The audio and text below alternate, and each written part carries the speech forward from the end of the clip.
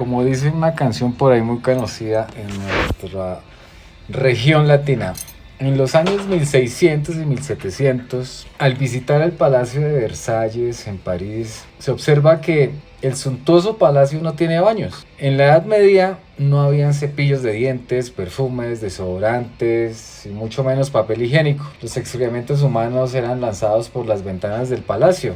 En un día de fiesta, la cocina del palacio pudo preparar un banquete para 1500 personas sin la más mínima higiene. En las películas actuales vemos a las personas de esa época sacudirse o abanicarse. La explicación no está en el calor, sino en el mal olor que emitía debajo de las faldas, que fueron hechas a propósito para contener el olor de las partes íntimas, ya que no había higiene. Tampoco era costumbre ducharse debido al frío y la casi inexistencia de agua corriente. Solo los nobles tenían lacayos para abanicarlo, para disipar el mal olor que exhalaban de su cuerpo, de la boca, además ahuyentar a los insectos. Los que han estado en Versalles han admirado los enormes y hermosos jardines que en ese momento no solo se contemplaban, sino que se usaban como retrete en las famosas baladas promovidas por la monarquía, porque no habían baños. En la Edad Media la mayoría de las bodas se realizaban en junio, para ellas el comienzo del verano. La razón es simple, el primer baño del año se tomaba en mayo, así en junio el olor de la gente todavía era tolerable. Sin embargo, como algunos olores ya comenzaban a molestar, las novias llevaban ramos de flores cerca de sus cuerpos para cubrir el hedor. De ahí la explicación del origen del ramo de la novia. Los baños se tomaban en una sola bañera enorme llena de agua caliente. El jefe de la familia tenía el privilegio del primer baño en agua limpia. Luego, sin cambiar el agua, llevaban los demás habitantes de la casa en orden de edad, mujeres también por edad, y finalmente los niños. Los bebés eran los últimos en bañarse. Cuando llegaba su turno, el agua en la bañera estaba tan sucia que era posible matar a un bebé adentro. Los techos de las casas no tenían cielo y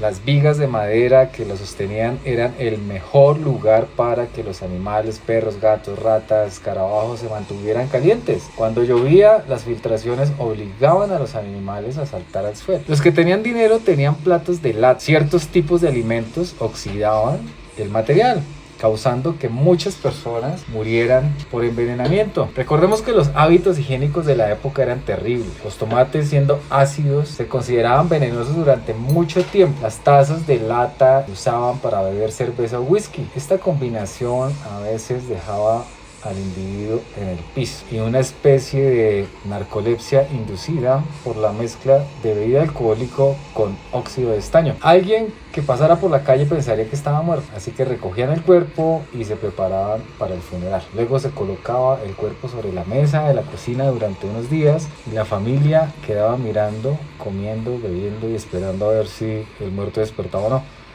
De ahí que a los muertos se les vela, velatorio o velorio, que es la vigilia al lado del ataúd. Inglaterra es un país pequeño donde no siempre había lugar para enterrar a todos los muertos. Luego se abrían los ataúdes, se extraían los huesos, se colocaban en osarios y la tumba se usaba para otro cadáver. A veces al abrir los ataúdes se notaba que habían rasguños en las tapas en el interior, lo que indicaba que el hombre muerto, la persona muerta, de hecho había sido enterrado vivo. Así, al cerrar el ataúd surgió la idea de atar una tira a la muñeca del difunto, pasarla por un agujero hecho en el ataúd y atarla a una campana. Después del entierro, alguien quedaba de servicio junto a la tumba durante unos días. Si el individuo se despertaba, el movimiento de su brazo haría sonar la campana y sería, entre comillas, salvado por la campana.